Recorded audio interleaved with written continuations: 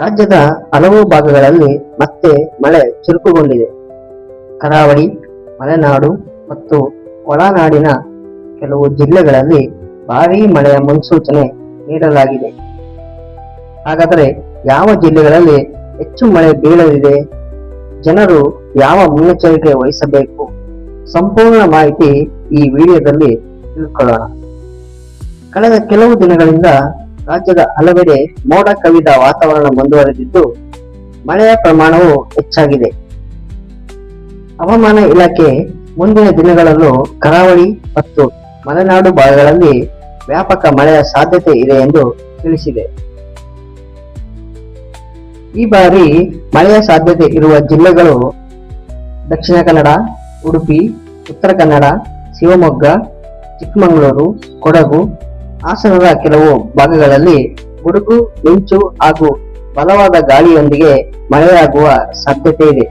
ಬೆಂಗಳೂರಿನಲ್ಲಿ ಮೋಡ ಕವಿದ ವಾತಾವರಣ ಮುಂದುವರೆದಿದ್ದು ದಿನದ ವೇಳೆ ತುಂತುರು ಅಥವಾ ಸಾಧಾರಣ ಮಳೆಯ ಸಾಧ್ಯತೆ ಇದೆ. ಕೆಲವು ಪ್ರದೇಶಗಳಲ್ಲಿ ಸಂಜೆಯ ವೇಳೆಗೆ ಮಳೆ ಹೆಚ್ಚಾಗಬಹುದು ಎಂದು ಹವಾಮಾನ ಇಲಾಖೆ ಮುನ್ಸೂಚನೆ ತಿಳಿಸಿದೆ. ಈ ಮಳೆ ರೈತರಿಗೆ ನಿರಾಳತೆಯನ್ನು ನೀಡುವ ಸಾಧ್ಯತೆ ಇದೆ.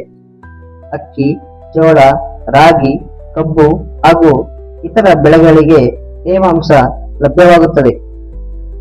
ಜಲಾಶಯಗಳು ತುಂಬುವ ಸಾಧ್ಯತೆ ಹೆಚ್ಚಾಗಿದ್ದು ಕುಡಿಯುವ ನೀರಿನ ಸಮಸ್ಯೆಯು ಕೆಲವೆಡೆ ಕಡಿಮೆಯಾಗಬಹುದು. ಈ ಬಾರಿ ಮಳೆಯೊಂದಿಗೆ ಕೆಲವು ಸಮಸ್ಯೆಗಳು ಎದುರಾಗಬಹುದು.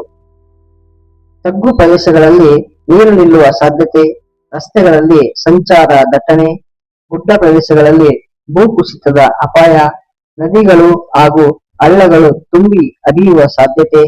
ಆದ್ದರಿಂದ ಅನಗತ್ಯ ಪ್ರಯಾಣವನ್ನು ತಪ್ಪಿಸುವುದು ಉತ್ತಮ.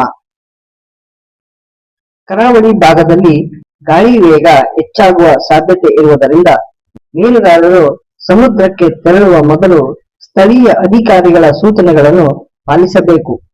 ಹವಾಮಾನ ಇಲಾಖೆಯ ಅಧಿಕೃತ ಸೂಚನೆಗಳನ್ನು ಗಮನಿಸಿ. ಮಳೆಯ ಸಮಯದಲ್ಲಿ ವಿದ್ಯುತ್ ಕಂಬಗಳು ಹಾಗೂ ದೊಡ್ಡ ಮರಗಳ ಕೆಳಗೆ ನಿಲ್ಲಬೇಡಿ. ತಗ್ಗು ಪ್ರದೇಶಗಳಲ್ಲಿ ವಾಹನ ಚಾಲನೆ ಮಾಡುವಾಗ ಎಚ್ಚರಿಕೆ ವಹಿಸಿ. ತುರ್ತು ಪರಿಸ್ಥಿತಿಯಲ್ಲಿ ಸ್ಥಳೀಯ ಆಡಳಿತದ ಸೂಚನೆಗಳನ್ನು ಪಾಲಿಸಿ. ಕರ್ನಾಟಕದಲ್ಲಿ ಮುಂಗಾರು ಮತ್ತೆ ಚುರುಕುಗೊಂಡಿದ್ದು ಹಲವು ಜಿಲ್ಲೆಗಳಲ್ಲಿ ಉತ್ತಮ ಮಳೆಯ ನಿರೀಕ್ಷೆ ಇದೆ. ಈ ಮಳೆ ರೈತರಿಗೆ ಅನುಕೂಲಕರವಾದರೂ ಸಾರ್ವಜನಿಕರು ಅಗತ್ಯ ಮುನ್ನೆಚ್ಚರಿಕೆ ವಹಿಸುವುದು ಬಹಳ ಮುಖ್ಯ. ಈ ವಿಡಿಯೋ ನಿಮಗೆ ಉಪಯುಕ್ತವಾಗಿದ್ದರೆ ವಿಡಿಯೋಗೆ ಲೈಕ್ ಮಾಡಿ. ಇಂತಹ ನಿಖರವಾದ ಕನ್ನಡ ಸುದ್ದಿ ಹಾಗೂ ಹವಾಮಾನ ಅಪ್ಡೇಟ್ಗಳಿಗಾಗಿ ಎ ಟೈಮ್ಸ್ ಕನ್ನಡ ಚಾನೆಲ್ ಅನ್ನು ಸಬ್ಸ್ಕ್ರೈಬ್ ಮಾಡಿ. ಧನ್ಯವಾದಗಳು.